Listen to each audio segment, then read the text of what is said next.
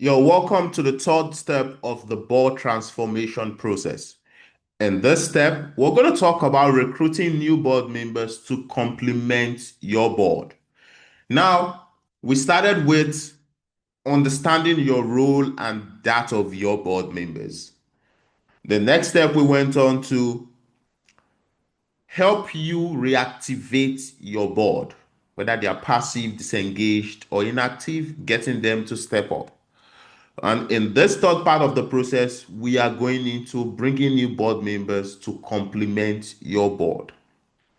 Now, why is this important? For you to run a powerhouse or a strong organization, you need a powerhouse team. A board that has the capacity to support you to create the results that you need. A board with all the skills, expertise, diversity, and experience you need to succeed. One of the greatest undoing of the nonprofit world today is that we have board members that do not have the skills and experience that we need to succeed. Many went on to bring in family and friends to join their board, not knowing the importance of their board to achieving the mission and the vision of the organization. But you know the importance now, and that means you have to be able to bring in board members that can support you, board members with the skills that you do not have, so that you can all tap into each other's potential to be able to create the result that you seek. So during the second step of the process, we did what we call the complete board audit. And the complete board audit, of course, is to help you identify the gaps within your board. So I believe that at this point of the process, you now know the gaps, which is the people you need to build a powerhouse team to complement your present board. And in this step, we're going to talk about how to bring them in. Like I said, the greatest undoing is not having the skill set you need to succeed. As important as fundraising is, you did find that there are boards that do not have a fundraising professional on board. So, how do you get advice on raising money? How do you get the lead voice that's going to help the board, process what fundraising really is? And this is why most organizations struggle to raise money. Now, another foundational mistake most nonprofits make, most founders make, is bringing in a governance board too soon. I'll tell you this, as a startup, you need people who can roll up their sleeves to support you to grow the organization. Yes, of course, they will also play a governance role, but at the startup stage, the role is really all about putting in the work to build the organization. The reason why most organizations stay stuck at the startup level is because they don't have the quality of board members that can help them scale. And the board members that they have, they are all lagging behind. And think about it. You're trying to build a house, you're trying to build a structure, something that's of importance. And the people who are supposed to support you in the process are all sitting behind only to focus on, oversight and providing governance. You're most likely going to wear out trying to build the organization all by yourself. So this is why you must bring in board members that have the expertise you need to succeed. Not because they are going to do the work. Like I told you at the beginning, I said it is not your role, not the role of your board to do the work. It is your role and that of your board to create the roadmap and build the team that does the job.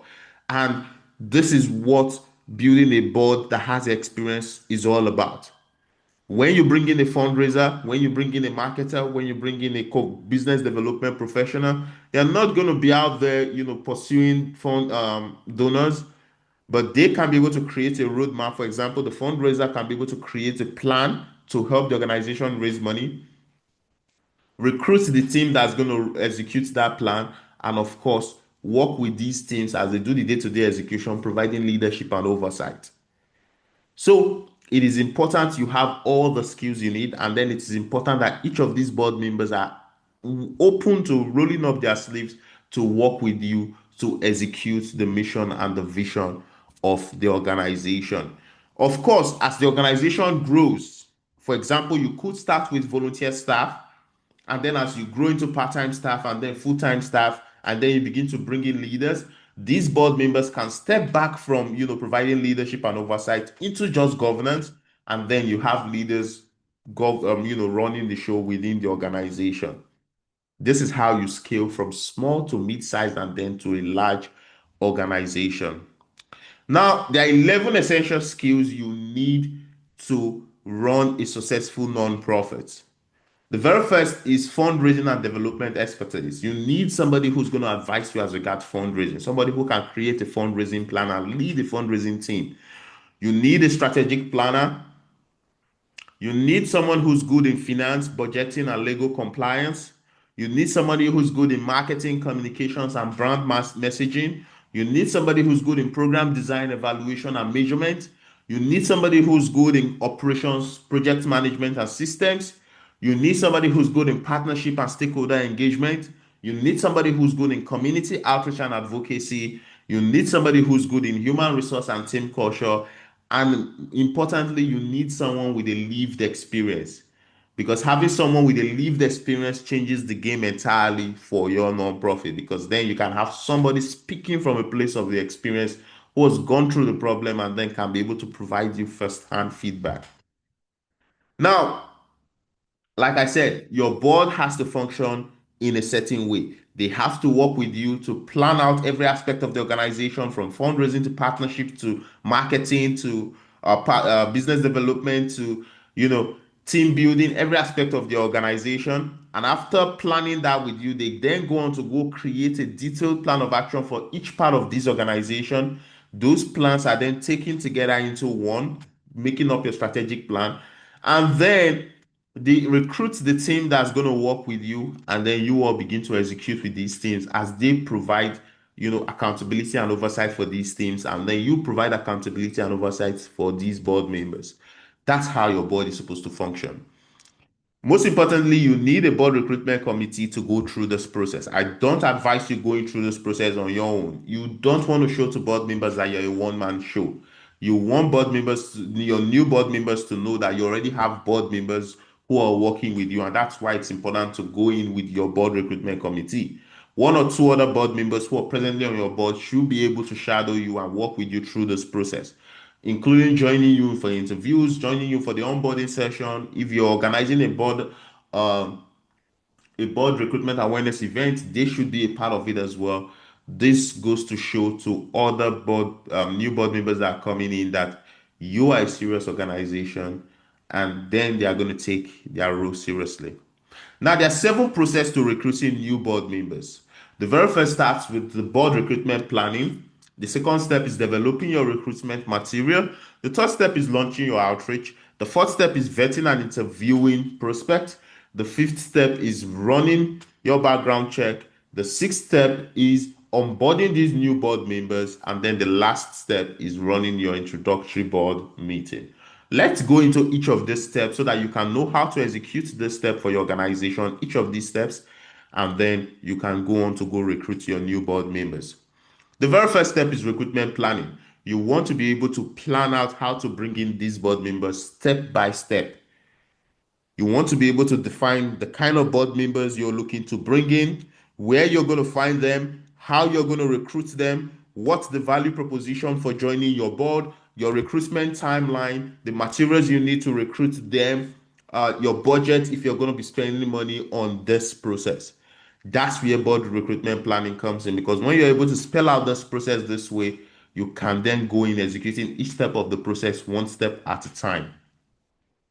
Now, once you're done with the recruitment planning, the next step is to develop the materials you need to execute this process. You're going to need the board application form, a board recruitment pack, email templates to send out across the entire communication sequence, interview questions, a board manual, board agreements, a host of these tools and resources. You have to have them created and properly branded before even going into the process, including your outreach messaging. This is very important because these are the tools that's going to facilitate the recruitment process. And the professionalism you put into developing these materials is what's going to show that your organization is a professional organization and then gets the respect of professionals to want to join your board. So you want to make sure you create these materials and make sure they are properly branded with your organization's colors, your logo, and making it look very polished for these new board members. The third step of the process is launching your outreach. The strategy to launching your outreach is simply going where your prospective board members are. If you're looking for fundraisers, you know there's the Association of Fundraisers. If you're looking for lawyers, there's the Legal Bar Association. If you're looking for business people, there's the Chambers of Commerce, right? The goal is to go where your board members are. But one platform that has been very successful for reaching out to new board members is LinkedIn. Putting up your board recruitment outreach on LinkedIn is going to get people applying, and then you can begin to invite them for interviews, which is the next step of the process. But aside LinkedIn, there's Idealists, there's social media, Facebook, Instagram, right? There's the local community media platforms, local newspapers, local radio stations. Each of these platforms would give you access to, your ideal audience. Once you launch your outreach, you're going to have people applying. The next step is to vet these people who are applying and then interview them. You want to vet these people with your board committee. First, you're looking through the skills, you're looking through mission alignment, ensuring that these are the kind of people you want before inviting them in for an interview. To make the interview really, very appealing to these people, we usually call it the board introductory call, or you can call it the board awareness call. This is to give them a feeling of, it's a two-way street where everyone gets to know each other, they get to understand the mission, and then they can make a decision, and also your organization can make a decision.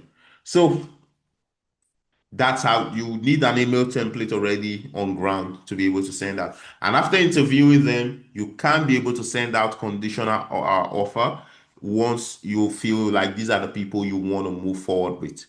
But know this, it is important you do what we call the background and reference check, especially for organizations uh, that attend to vulnerable population. If you work with children, you work with older people, it's important you do reference check. If it's important you do background check. This is going to get donors to trust you, and also it's going to make sure you have the right people on your board because you don't want to risk your reputation.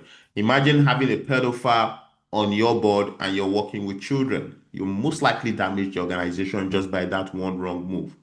So it's important you do the background check and reference check to make sure you're bringing in the right people, because online many people can wear so many masks, but when you do those background check, you can know who you're bringing in so that you don't bring in the wrong people. Now, the sixth step is the onboarding stage. This is where you set expectation and ensure commitment. And this is a part most founders or most non-profits miss out on. They simply invite people into the board, and then you find that in a few months, these board members are disengaged. But when you onboard these board members, taking them through their responsibilities, showing them expectations and commitments, right? Showing them your board engagement process, you're preparing them for the journey ahead, which is very important when you begin to work together. So it's very important you onboard them. You onboard them using your board manual. After the onboarding session, you have them sign the board agreement, the conflict of interest statement form, so that they understand and have agreed to what they are moving forward with. This is going to give them the seriousness of the role so that they can give you their very best.